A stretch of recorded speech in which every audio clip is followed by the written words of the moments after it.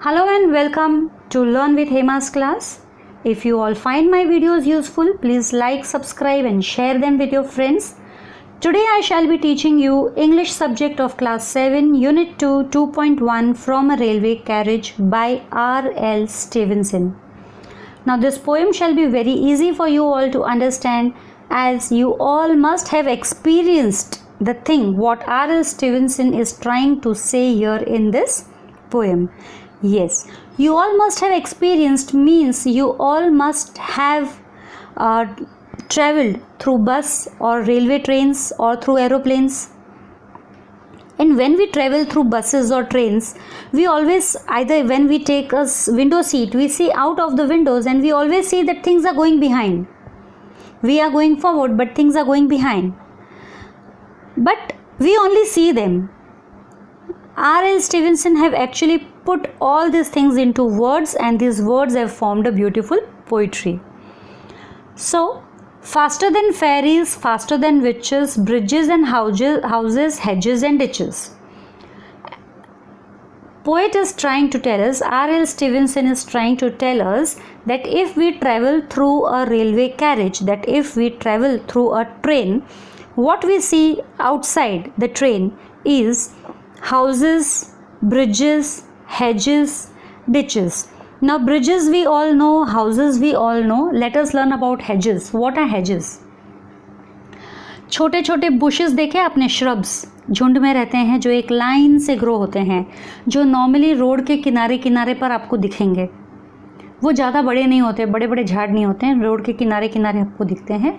तो they are hedges. hedges means a row of shrubs and small trees.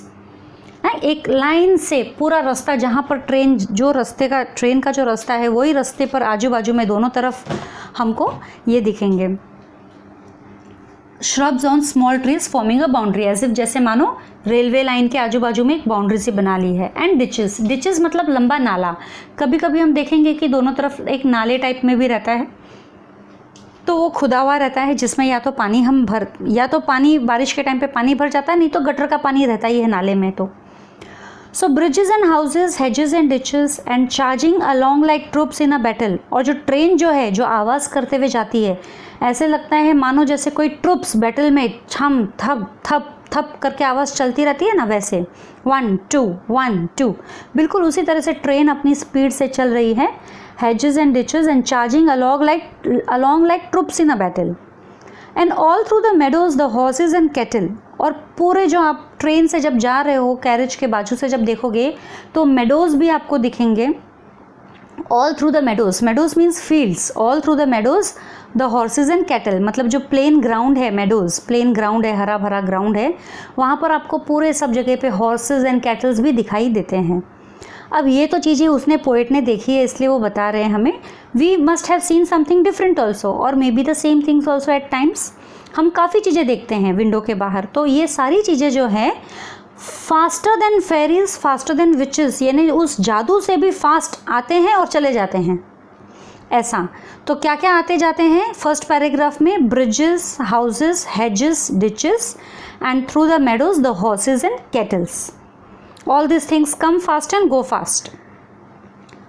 All of the sides of the hills and the plain fly as thick as driving rain, and ever again in the wink of an eye painted stations whistle by. So all of the sides of the hill and the plain, मतलब जहाँ पर भी हमारी नज़र जाती है hills की तरफ. अभी हम ट्रेन से कई बार ट्रैवल करते हैं तो भी सिटीज़ से बाहर जब निकल जाते हैं, विलेजेस से बाहर जब निकल जाते हैं, जो कनेक्टिंग रोड्स होते हैं, तो वहाँ पर कई बार हमको सिर्फ पहाड़ियाँ दिखती है पीछे, या प्लेन एरिया दिखता है, प्लेन इलाका जहाँ फार्मिंग भी नहीं होती और कुछ नहीं होता है. सो ये सारी साइड्स हमको दिखती है. All of the hills and the plain fly as thick as driving rain, जैसे तेज़ बारिश का झोंका आता है और आते ही चला जाता है, बिल्कुल उसी तरीके से ये जो सारे साइड्स है, यानी नज़ारे, साइड्स, व्यू, ये भी सब हिल और प्लेन के जो आते हैं और चले जाते हैं. They come and they go. And ever again in the wink of an eye painted stations whistle by. और जब कोई स्टेशन आता है, ट्रेन जब रुकती है तो एक विसिल बजती है और वो ट्रेन वहाँ से छूट जाती है और वो पेंटेड स्टेशंस वापस से हमारे पीछे रह जाते हैं, मानो जैसे अभी खड़ा हुआ और अभी चला गया. या फिर कई बार ऐसे होता है कि ट्रेन किसी स्टेशन पे रुकती ही नहीं है, लेकिन वो स्टेशन जब दिखता है हमें तो ऐसे लगता है जैसे अरे स्टेशन अभी तो आया था, अभी गया, है ना। Painted stations whistle by, painted station मतलब स्टेशन थोड़े रंगीन दिखते हैं, कलरफुल पोल्स होते हैं, कभी पोस्टर्स लगे रहते हैं, घर डोर्स रहते हैं, तो ये पेंटेड, इसके लिए वो बोलते हैं पेंटेड स्टेशंस विसिल बाय, जैसे एक सीटी बजाते ही गायब हो गए। ट्रेन की सीटी बजती है ना, जैसे ही कोई स्टेशन आता है तो ट्रेन एक अपनी सीटी बजाती है, क्यों हॉर्न क्यों बजाते हैं, ताकि अगर कोई क्रॉस कर रहा हो रेलवे ट्रैक वगैरह तो वो ना करे, क्योंकि so that they can come to know that the train is passing. So ये जितने भी साइड्स है, हिल्स के, प्लेन्स के, एक तो ये फटाफट निकल जाते हैं, प्लस जो पेंटेड स्टेशन है वो भी मानो जैसे आँख बंद किया और ओझल हो गए हमारे आँखों से, ऐसा। अब यहाँ थर्ड स्टैंजा हम करेंगे। Here is a child who clambers and scrambles, यानी हमारा स्टेशन भी हमने निकल गए, हिल्स और प्लेन्स देखे हमने, स्टेशंस देख लिए जो आए और चले गए। अब और कौन कौन हमको दिखता है, क्या क्या चीज़ें हमको दिखती हैं अगर हम ट्रेन से ट्रैवल करते हैं, तो ये सब पोएट ने शायद देखे हैं, इसीलिए वो ये सब लिख पा रहा है, बता पा रहा है। Here is a child who clambers and scrambles all by himself and gathering bramble, मतलब यहाँ पर एक बच्चा है जो क्लैम्बर एंड स्क्रैम्बल कर रहा है। नाउ व्हाट इज़ दिस क्लैम्बर, क्लैम्बर मतलब क्लाइंब करना, कहीं पर चढ़ना, इन एन अनग्रेसफुल मैनर मतलब गिर गिर के। सो क्लैम्बर मतलब गिरते पड़ते चढ़ना, चढ़ाई चढ़ना, जैसे एक छोटा सा बच्चा होता है, कोशिश करता है चलने की लेकिन गिरता है, फिर वापस उठता है, फिर लड़खड़ाते हुए चलता है, फिर गिरता है। तो बिल्कुल उसी तरीके से एक बच्चा भी दिखाई दे रहा है जो क्लैम्बर कर रहा है और स्क्रैम्बल कर रहा है। स्क्रैम्बल मतलब कोई चीज़ जो फटाफट मूव करने की कोशिश करना, है ना, to move over something quickly, फटाफट वहाँ से एक जगह से दूसरी जगह जाने की कोशिश कर रहा है गिरते पड़ते।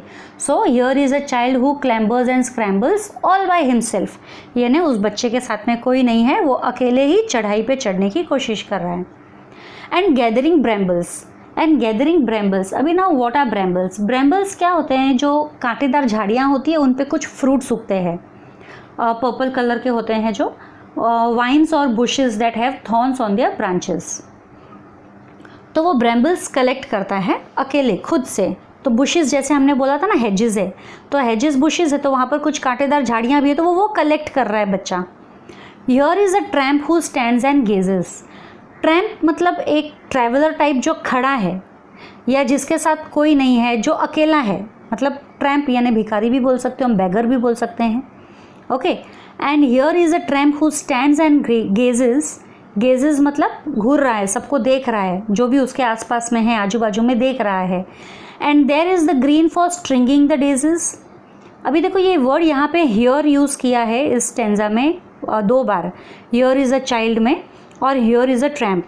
हियर का मतलब है कि चीज़ हमारे पास में है, ठीक है, और फिर लास्ट 2 लाइन्स में यूज़ किया है and there is the green for stringing the doses.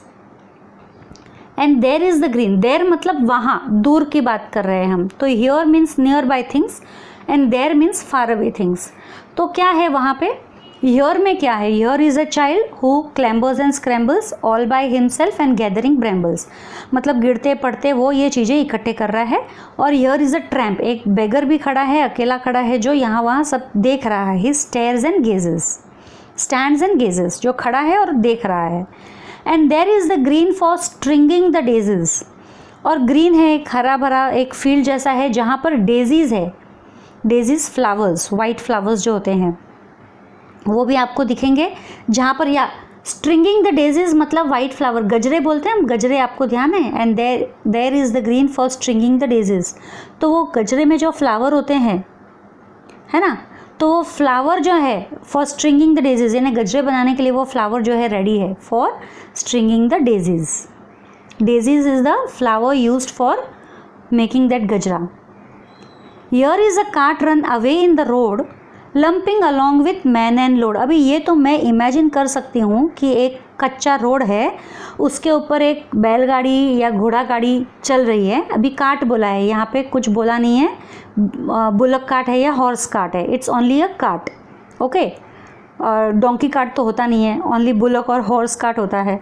So here is a cart run away in the road, और ये कार्ट उस रोड पे चल रहा है, भाग रहा है, मानो चलने की कोशिश, भागने की कोशिश कर रहा है। Lumping along with man and load. अब मैं इमेजिन कर सकती हूँ कि वो जो आदमी है, हो सकता है कच्चा रास्ता है तो खड्डे हो, है ना, it must be rough, up and down.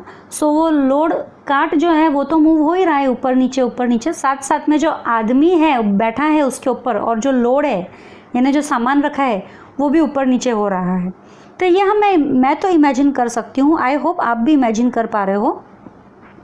Here is a cart run away in the road, मतलब वो कार्ट दौड़ रहा है ऊपर नीचे उबड़ खाबड़ रास्ते पे और हिलते डुलते, तो वो कार्ट हिल रहा है, उसके वजह से उसमें जो आदमी बैठा है और जो लोड है वो भी हिल रहे हैं। Each a glimpse and here is a mill and there is a river. देखो यहाँ पे भी हियर एंड देयर यूज़ किया गया है। हियर मीन्स यहाँ पास में दिखाई दे रहा है, देयर मीन्स थोड़ी दूरी पर है। तो एंड हियर इज़ अ मिल, और यहाँ पे मिल भी है। मिल मतलब यह जिसमें कोई फैक्ट्री टाइप होता है जिसमें कुछ बनाया जाता है। And here is a mill and there is a river, तो यहाँ मिल है, वहाँ पर रिवर है। Each a glimpse and gone for ever, एक झलक दिखाई देती है। ईच अ ग्लिम्स, ये जो भी चीज़ें मैंने बताई है यहाँ पे, पोएट ने यहाँ पे बताई है, तो एक झलक दिखाई देती है और फिर बाद में हमेशा के लिए गायब, एंड गॉन फॉर एवर। बहुत ही ब्यूटीफुल पोएम है, रियल ऑब्जर्वेशन पे बेस्ड है, ये सब तो आपने भी ऑब्जर्व किया होगा। तो अब जो है हमारा वर्कशॉप का बारी आया है। वर्कशॉप पोएम तो हमने रीड कर ली है ऑलरेडी, साथ साथ में अब राइमिंग वर्ड्स हमें करने हैं पोएम से। मैं आपको राइमिंग वर्ड्स बता देती हूँ। Rhyming words, if I come, we have fairies. Fairies के साथ में कुछ भी राइम नहीं हो रहा है, but witches and ditches are rhyming, witches and ditches. देखें, फिर battle and cattle first stanza में, विचेस, डिचेस, बैटल, कैटल, बस ये दो ही हैं। फिर plain, rain, again, these three words in the second stanza, plain, rain, again. I, by, these two, I, E-Y-E-I and B-Y, by. Then here we have scrambles and brambles in the third stanza, scrambles, brambles. Then gazes and dazes, these two are there, gazes and dazes. Road and load, this is one rhyming word, road and load. And then we have river and ever, that's it, only these are the rhyming words. Okay, her stanza में दो दो pairs हैं. Okay, now next, देखो ये सारी चीज़ें मैं आपको ओरली इसलिए बता रही हूँ क्योंकि ये आराम से आप लिख सकते हो, इसमें कोई रिटर्न देने की ज़रूरत नहीं है। तो ये चीज़ें एकदम हल्की फुल्की छोटी छोटी चीज़ें हैं, this thing you can write down very easily. अभी क्या है, write the following, the sight seen through a railway carriage mentioned in the first stanza. अभी फर्स्ट स्टैंजा में what are the sight seen, first stanza में through a railway carriage, the sights that are seen through a railway carriage in the first stanza are bridges, houses, hedges, ditches, meadows with horses and cattle. Right? These are the things we can see in the first stanza. Now the sites mentioned in the second and the sites mentioned in the third. So let's see the sites mentioned in the second stanza. अब second stanza ये हमारे site है यहाँ पे। The sites mentioned in the second stanza are sites of the hills and the plain and painted stations. That's it. These are the only two sites. The sites of the hill and the plain and the site of the painted stations. Then in the third stanza, what sight is seen over here? A child who clambers and scrambles and gathers brambles. This is one thing. And the other sight is a tramp who stands and gazes. Then the third sight in this stanza is the greens for stringing the daisies. The green where the daisies are growing. So these three things are mentioned in the third stanza. Again I'll repeat, a child who clambers and scrambles, gathers brambles. This is the first sight. The second sight is a tramp who stands and gazes. Then third, the greens where daisies are stringing. Okay. Okay, think and answer. Why are the sights said to fly? Sites जो है उनको, ये think and answer है basically. Think and answer question आपको अभी नहीं आएगा इस साल तो, बट स्टिल नेक्स्ट ईयर तो होगा. तो मैं फिर भी बोल देती हूँ आंसर कि हमको जो ये साइट्स हैं वो ऐसा क्यों कहा गया है. Why are the sights said to fly? So I am just saying the answer slowly, please listen to it carefully. The sights are said to fly because the rain is running at a full speed. I am repeating. The sights are said to fly because the train is running at a full speed. As the train moves forward, it quickly leaves the hill and the plain behind. The poet has used the word fly for sights which are seemingly rushing past, but in reality the sights are fixed while the train is running ahead. Okay? Next, does the last line make you happy or sad? See, the last line will definitely make us sad. Why? Because the sights do not last for a long time. The poet saw many beautiful and interesting views through the train window, but each sight stayed for a very brief moment. है ना? पिछली जो भी sites वो poet देख रहा है वो आता है, ब्यूटीफुल साइट से आता है और चला जाता है, वो रुकता नहीं है. तो इसीलिए ये पोएट जो है सैड है. Last line which makes us sad. Now list the lines that begin with here and और एंड हियर. अब ये हमने ऑलरेडी ऊपर पोएम में की ही थी, जो हियर एंड हियर से चालू हो रही है. तो हियर से चालू होने वाली लाइन से here is a child, here is a tramp, here is a cart and here is a mill. Right? So ये लाइन से हमारे here is a child, here is a tramp, here is a cart and here is a mill. Then next है हमारा क्या चाहिए? and there से शुरू होने वाले phrases चाहिए हमको, है ना, सेम क्वेश्चन में and there से शुरू वाले. तो and there is the green and there is a river, ये दो सेंटेंसेस हमारे पोएम में आ रहे हैं. And there is the green and there is a river. Okay, अब ये जो सेंटेंस है यहाँ पे, रीड द फॉलोइंग. ये सेंटेंस जो दिया है आपको, charging along like troops in a battle, fly as thick as driving rain. अब देखो यहाँ पे ये सेंटेंस में fly as thick as driving rain, ठीक है. As thick as word use हुआ है यहाँ पे, यानी कंपैरिजन किया गया है. कैसे उड़ते हैं ड्राइविंग रेन के जैसे. और क्या है यहाँ पे, लाइक वर्ड यूज़ करके फर्स्ट सेंटेंस में लाइक वर्ड. चार्जिंग अलोंग, कैसे चार्ज कर रहे हैं, like troops in a battle. तो इसी टाइप के हमको इमेजिन करने हैं कुछ और वर्ड्स, कुछ और सेंटेंसेस या फ्रेजेस ऐसे बनाने हैं. तो लाइक और एज दोनों यूज़ करके बनाने हैं. अभी जैसे लाइक के लिए मैं बता देती हूँ. Teachers are like our parents in school. Okay, teachers are like parents in our school. ये तो एक हुआ लाइक के लिए. और एक चाहिए तो मैं बता देती हूँ. leaps like a deer, swims like a fish. ये phrases है. leaps like a deer, swims like a fish. leaps, L-E-A-P-S, leaps like a deer, D-E-E-R, and swims like a fish. Okay, अभी एज से मैं बनाती हूँ आपको sentences. As का मैं बताती हूँ. Mary had a little lamb whose fleece was as white as snow. Okay, Mary had a little lamb whose fleece was as white as snow. Okay, and next अगर हम एज यूज़ करेंगे, as busy as a bee, as free as a bird. ठीक है ना, इस तरीके से हम एज यूज़ कर सकते हैं. Now write about the sights you may see from a bus और एन एरोप्लेन. ये आप अपने आप लिख सकते हो. ये तो बहुत ईजी होगा कि आप अगर बाय बस ट्रैवल कर रहे हो, बाय बस, तो what sites you can see.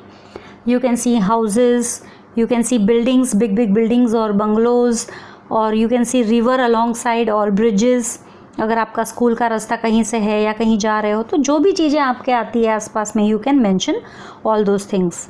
हाँ, और चाहिए तो आप एक पोइट्री फॉर्मेट में भी बना सकते हो जैसे R.L. स्टीवेंसन ने बनाई है। और लास्ट जो क्वेश्चन है, एक्टिविटी क्वेश्चन है, आपको इंटरनेट यूज़ करके R.L. स्टीवेंसन की पोएम्स फाइंड आउट करो और उनमें से आप पोएम्स को रीड कर सकते हो। हाँ, ट्रेन से रिलेटेड जो भी पोएम्स है R.L. स्टीवेंसन की, आप उसको रीड कर सकते हो। तो इसी के साथ हमारा आज का ये सेशन ख़त्म हुआ है। आई होप आप लोगों को ये पोएम अच्छे से समझ में आ गई हो। मैं जल्द ही आऊँगी नेक्स्ट चैप्टर के साथ में। तब तक के लिए stay home, stay safe. Thank you.